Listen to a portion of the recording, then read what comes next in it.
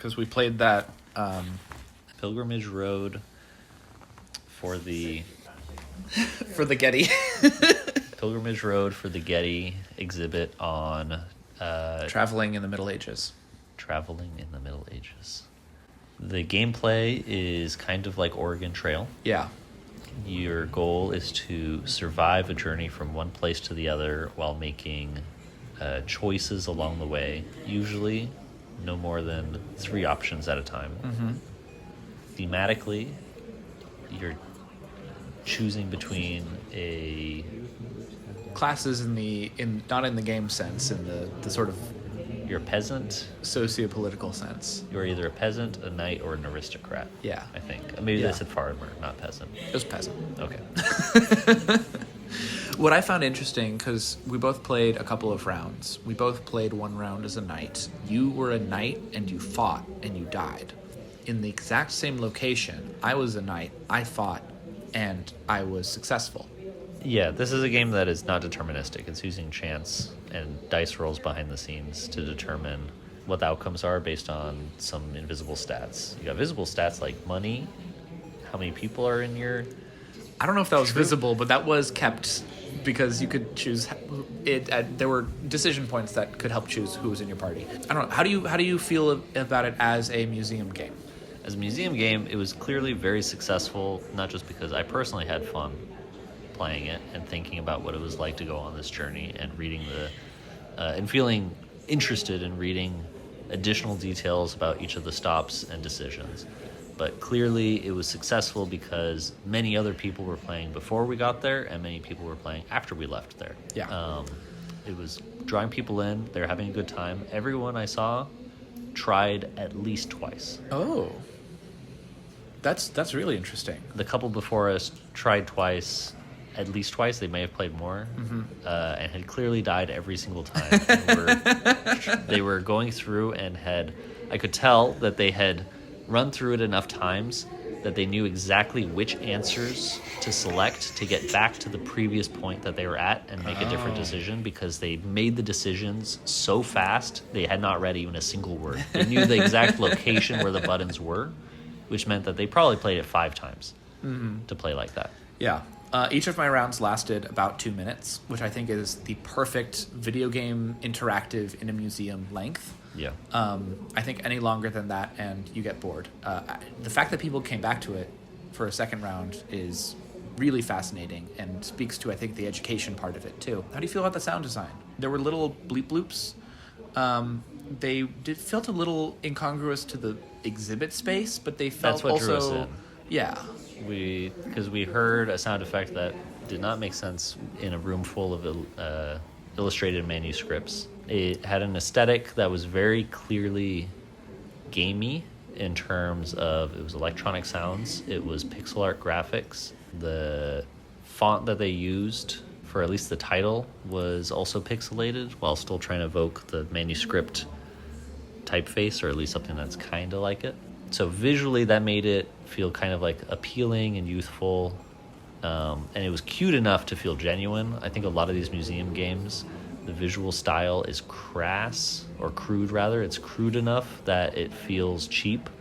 And even if the research that went into it is good, and even if the choices that you have to make in those experiences are interesting, the cheapness of their visual style, I think, is such a big turnoff that people don't give it the attention that it deserves. Yeah. This game had a good visual style.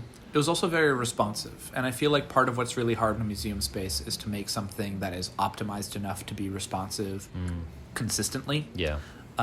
And the choices were really quick. You didn't have to actually engage with any of the with any of the information points that were given to you. Yeah. There's only a couple of instances where I had to wait for the text to scroll before I made a decision. That's something that's one of the quickest turnoffs for a museum interactive experience for me, is if I am reading faster than the text is showing up, then I'm just going to walk off and read something else because it's wasting my time. And the time is precious at a museum. Yes. And so the text was pretty fast except for the very first crawl.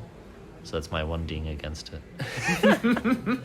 But something else that was that made this an exceptionally good little interactive experience for the museum was it had a good sense of humor about it. It wasn't overbearing in cutesiness, and it didn't detract from the more like dry informational stuff. Yeah. But it had a sense of character about it, and it had a fun gag when we reached the end and had succeeded in our little pilgrimage journey. It made a quick joke about like, all right, Now you got to go back. Now you got to make your way back. Here's the retry button. And you don't have to actually make your way back, but it let you know that like, yes, this is not the end of the story. Life goes on. Life goes on. You have to imagine for yourself that this experience does have to happen again. The game doesn't necessarily want you to play again. It wants you to pass it off to the next person. But that little bit of that gave it a humanity. I could feel the author making that joke. They were amused when they typed it, and I felt amused when I read it.